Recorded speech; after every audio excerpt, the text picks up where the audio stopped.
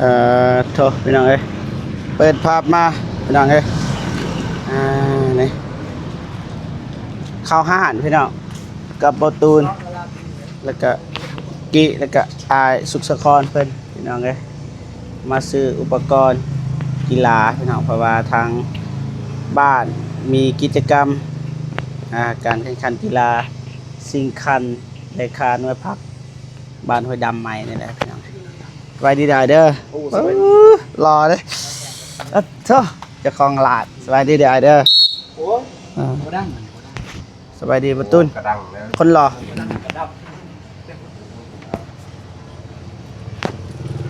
สบายดีเด้อกิโอกิชาแนลจะเกียมพี่น้องนี่แหละยกเบิ้งกิยกเบิ้งบ่เหมาะนะกิ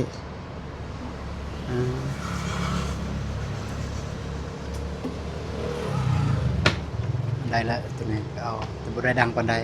มันสิลองไปเป่าอยู่เนาะ พี่น้องกำลัง เสื้อเลือกพี่น้องเสือกรรมการ เดี๋ยวให้เพิ่น กับโบตูนพี่น้องไอสุกก็คืออนุกรรมการพี่น้องอนุกรรมการการจัดงานกีฬาในครั้งนี้พี่น้องมีแต่ว่าเราลุ้นไปนำกันว่าจะเป็นแบบใดเพราะว่าขับประวัติศาสตร์บอกเลยว่าจังใดจะประมาณนั้นแหละ เพิ่นจัดเองเลยลงมือเองเลยเฮ็ดทุกอย่างเลย รอลุ้นไปนำกันว่าจะเป็นแบบใดคักกลัวที่ผ่านมาหรือว่าถาเบิ่งลุ้นนำกันพี่น้องคันรางวัลก็ประมาณนี้เพิ่นก็เป็นอำนวยการโรงเรียนประถมห้วยดำใหม่ปัดจ้อบ่ตูนยกก่อนเลย บ่ได้แข่งขันบ่ตูนก็บ่ได้แข่งบ่เจ็บก็บ่ได้แข่งเท่าแล้วพี่น้องให้สาวหนุ่มวัยหนุ่มเพิ่น นักศึกษาเพิ่น แม่นให้นักเรียนนักศึกษา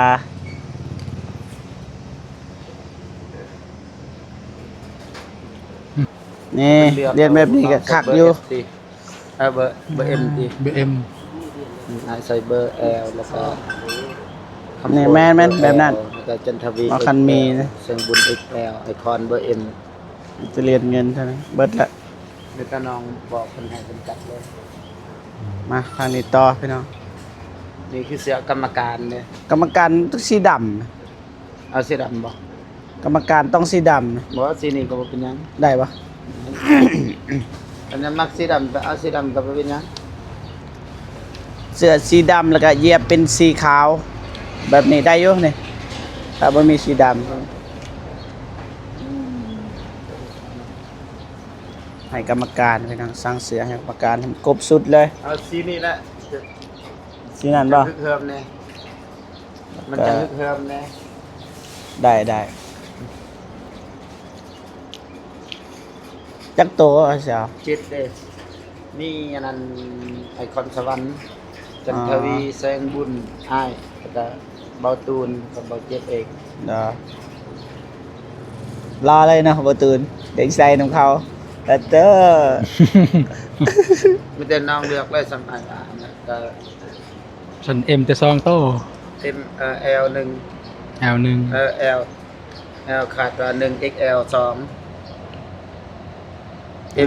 M 2 บ่มีแต่ว่าให้น้องเพิ่นเลือกอยู่หั่นเพิ่นฮู้เด้อสุดนี่ไปบอกเพิ่นเพิ่นหาให้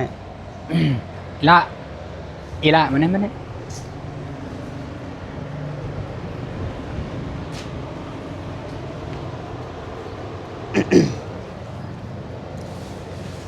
สบายดีเด้อ นี่เสื้อแบบนี้เอา L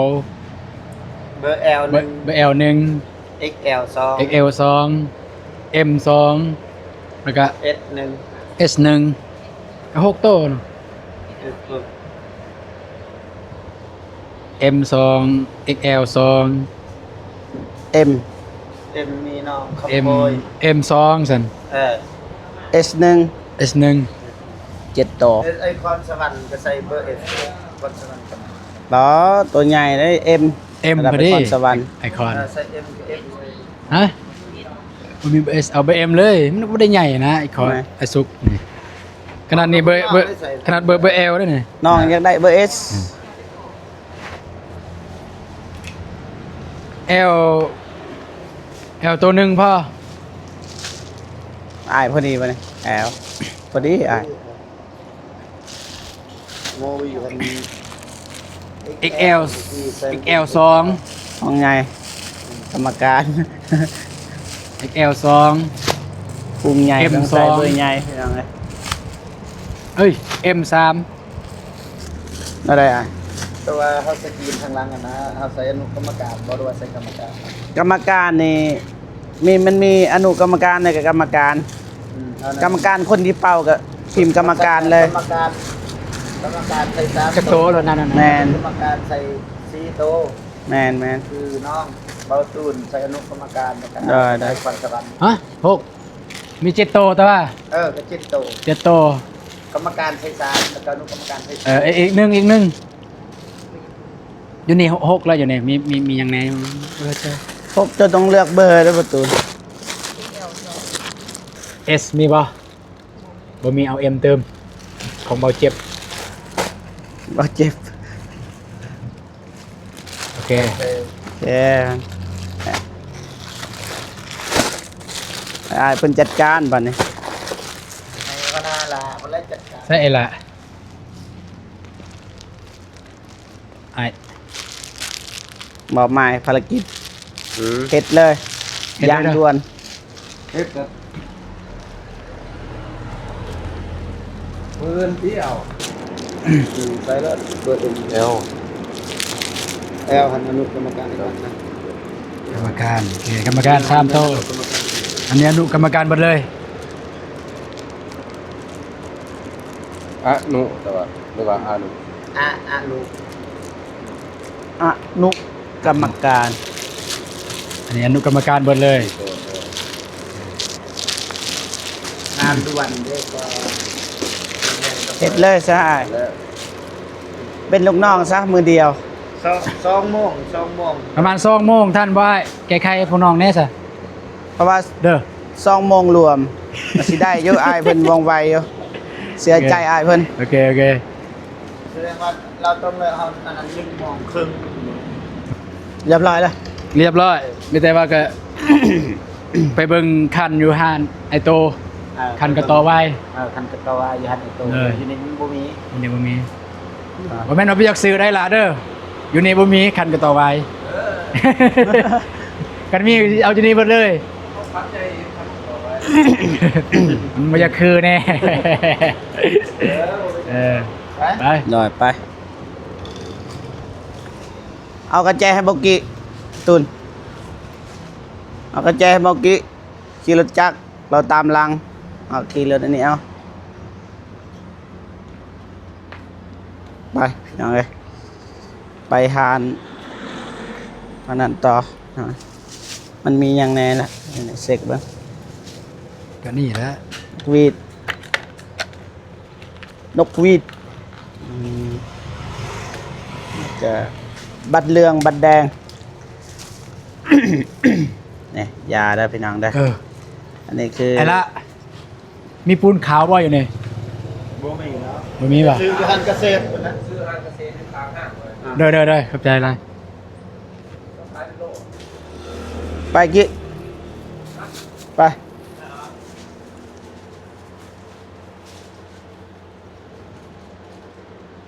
หาเนี่ย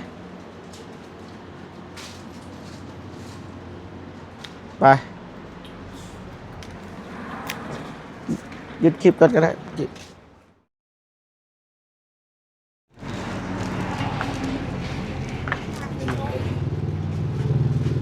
ที่นี่เต็มเลยเต็มตามนะครับมีราคาที่เราติดไว้ก็ต่อนี่เหมาะสมแบบใดเนาะ คันแล้วไอ้ตัวคันอันนั้น พัน เออ เอาแบบไร แบบนี้เปล่า เราตู้นั้นมันน้อยกว่า อ่าพอ ตัวใหญ่ๆบ่ คันก็ต่อไว้ คันต่อไว้เราจะได้หมอ ทางไปก่อน อันนี้บอกก็ต่อไว้ บ่มีหัวมันอยู่ อ๋อ เอาใส่เองหัวแบบใดแบบใดบ่ 5,8005,800ที่เส้นหาที่เส้นหา3,000 เอาตัวนี้นี่นะแต่ว่าเขาใส่หัวมันก็ ที่เส้นหา มีหัวมันเลย อ๋อ มีอยู่หัวกระสอบ อ่าใส่ให้เบิ่งได้จ้ะ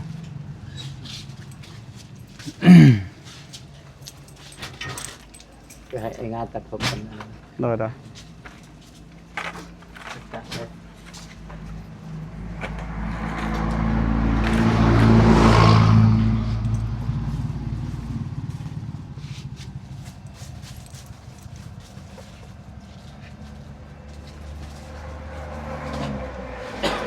มาเลือกคันทางประตูนบ่เจ็บก็มาประกอบส่วนหน่อยหนึงบ่หลาย บ่หลายก็น้อยเอาตื่นนะ แต่ว่าลาย หลายป่ะ ต่ออยู่ข้างหลัง อันนี้นอกกระต่อเนาะโอ้กระต่อทั้งหลังได้เยอะ ได้ยังเลือกสีอ่ะสมัครเลยตัวนั้นก็ได้เท่าไรก็งามปะ งามแล้ว ไอโต๊ะแล้วมีลายเลยเลือกก่อนเลยงามสุดก็คือว่านี่ตัวทางหลังนี่ ตัวนี้บ่มีหัวเลย อันนี้เป็นระบบบันเตะ บันเตเอาเลยประตูนจะเลือกเลยคอยเปิดซิทให้เจ้า คอยเลือกว่ายากนะคอยเอาจะได้เอาเลยบ่ได้ยุ่งบ่ได้ เอา ยา เอา ก ตอนนี้ก็ได้ บ่ได้ซีเรียส เท่าไรก็เนี่ย 3,000ก่อน เอาเสร็จเจ้าใส่ปะ แทนบัวให้ แถมด้วยกัน หึ แถมบัวแถมหัวบ่ บัวนี่บัว โอ้ต้องตีนเลย จะได้เฮาบริแข่งนะสุด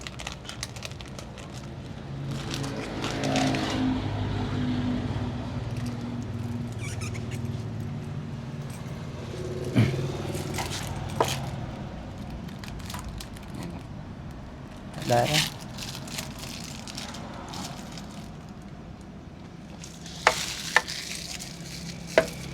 ได้แล้วกระต่อนี่ บ้านเตะ อันนี้บันเต้ได้แล้วมีแล้ว อยู่นี่เรียน ของข้อ มีเรียนเปล่าเรียนห้องคอ อะไร อันหนึ่งเท่าไหร่คิดว่าคิดจังสีอันหนึ่งเท่าไหร่เนี่ย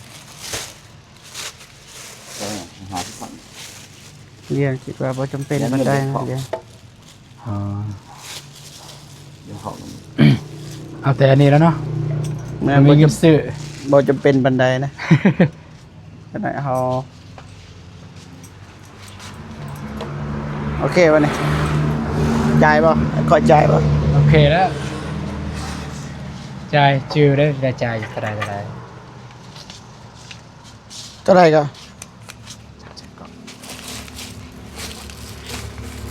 บันทึก3,900,000 400,000เด้อที่ว่าเดี๋ยวนี้มันได้หลายทางยูทูบเบอร์ ว้าวเงินน้อยอ่ะต่อนี้ต่อนั้นจะน้องซื่นต่อแท้ต่อว่า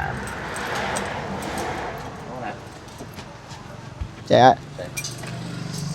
ไปวันนี้ขอบใจหลายๆ ใจที่ว่าอุดหนุน โดย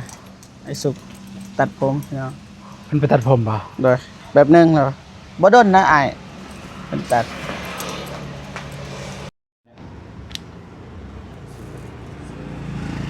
ตาเว บ่แจ้ง ยูเอ็ก รู้มาแต่สองคน เส้นสกิน โอ้สันละ เส้นสาม 900,000สิ 9เส้น1050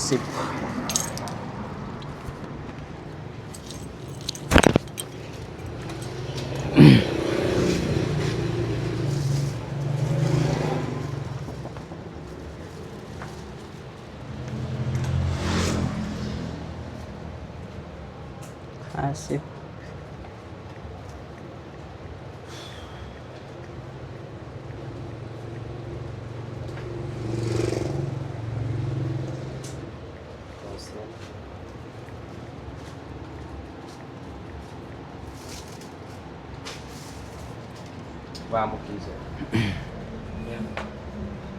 เอาแล้วบ่ เรียก ว้ายเนาะ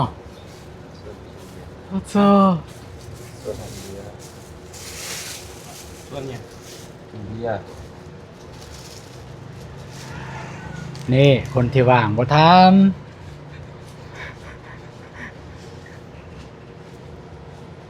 อ่อนเลย ำโอ้กดลมโทรศัพท์เมื่อกี้นี่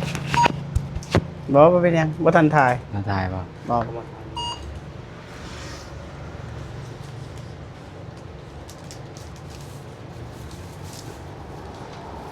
อ๋อบัวให้เลยป่ะ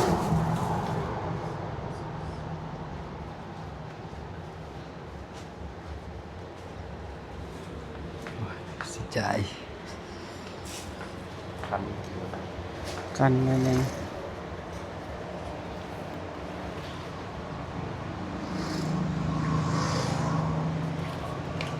ตัวใด เก้าแสนสาม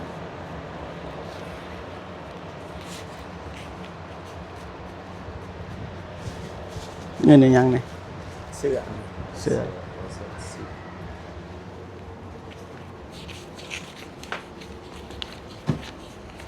ไปเปิดสนามจักหน่อยอุชินุ่ม เกาะแสนสาว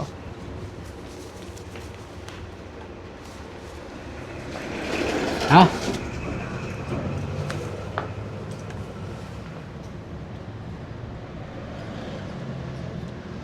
บ่มีพอดีซ้ำคอย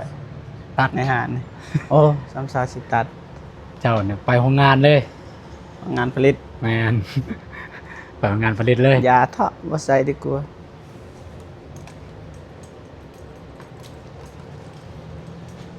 รอท่าจ่ายเงินยังในสุกนะค่าเสื้อ ของเพื่อนบ่ มา เสียใจเองบ่ เงินตัวถึง อ๋อกำลังเงินอายเองพวกน้องใจดีกว่าสั่น ตัวลงทะเบียน โอเค บ่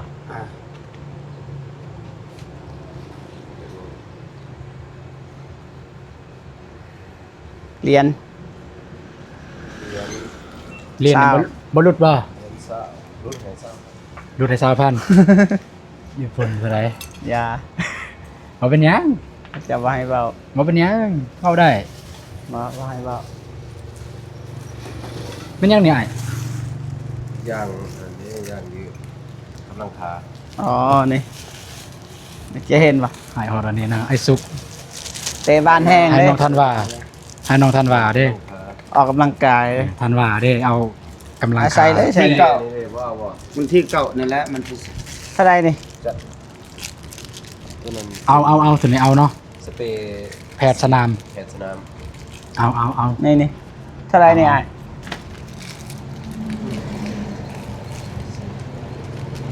เพื่อเด็กน้อยเขาเตะกันเด้ก็ เส้น40 ไอ้ซีดเขาก็จัดแพทย์สนามคนหนึง เอาจับกันนะบ่เคยจับเงินปะ ลายโพดประกายจ้ะ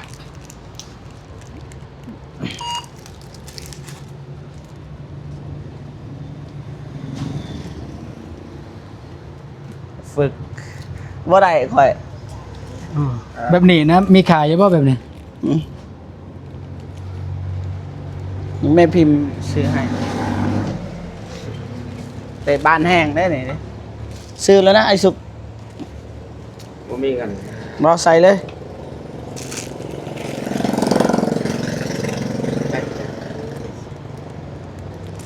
ตัวนี้ก็หลายเปิด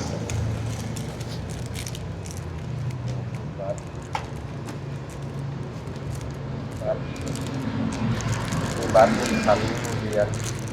ก็คือนึงละ2เซน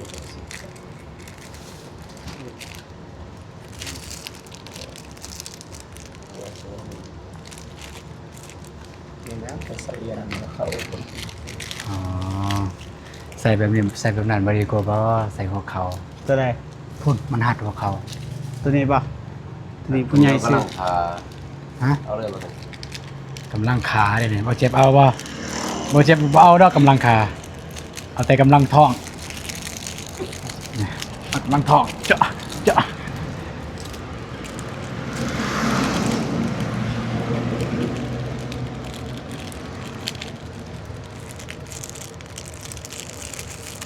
ล้าน3แสน เรื่องทั้งเบิดว่าเอาอะไรแต่เอาอันนี้ออกก่อน ไอ้ตัวนี้ ได้ บอกให้จ่ายเลยตัวนี้จ่ายก่อนก็ได้จ่ายก่อน ตัวนี้เท่าไหร่ล่ะ 910 900,000โอเคลบก่อนก็ได้ เส้นซ่า ช่วงล้าน3แสน90,000 จะจ่ายล้าน3 แสน80,000 1,390,000 ยัน10,000 โอ้ บวกลบด้วยตัวนะนั่นแหละว่ากัน 1,380,000เนาะ ไป ใส่ยากเลยไอ้ใส่เองซะ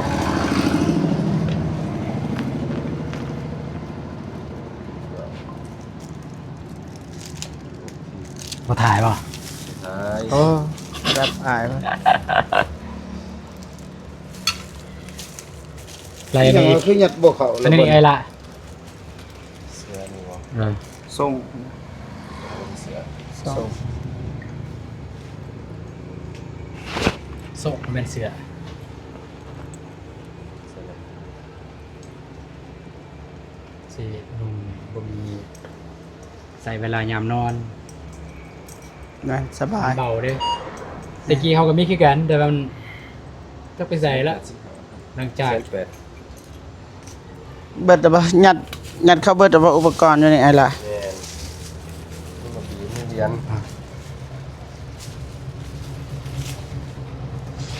ขอบคุณครับ อีหยังอีกซื่อ เบิดแล้ว พ่ออย่าบอนี่นี่ เห็นโอ้เคยเห็นคันเอาใหญ่กว่าคันอีก2ไส้กรอก ๆใหญ่กว่าวะ เอาก็ว่าใหญ่ ยา แล้ แล้ว ว ก็ส่งคืนป่ะเนาะ บ่ ตัวนั้นมันพอดี เอาตัวหน่อยเนาะ ยาถ้า คือบ่ทวงตอนมาทันได้จ่าย ว้าววางคักดี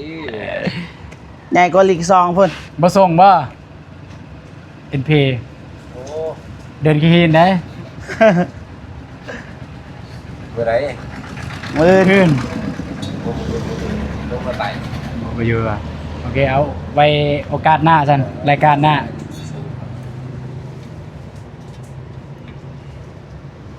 สำลีกเสกออกมาเป็น กว่าลีกซื้อกล่องบ่จ้ายได้แซมนี่ได้ไว้แซมนี่ สำนั้นหันพอดีจ้ะ เมื่อไร บ่ได้ปะ โอ้ตัวคันตัวนี้ฮะ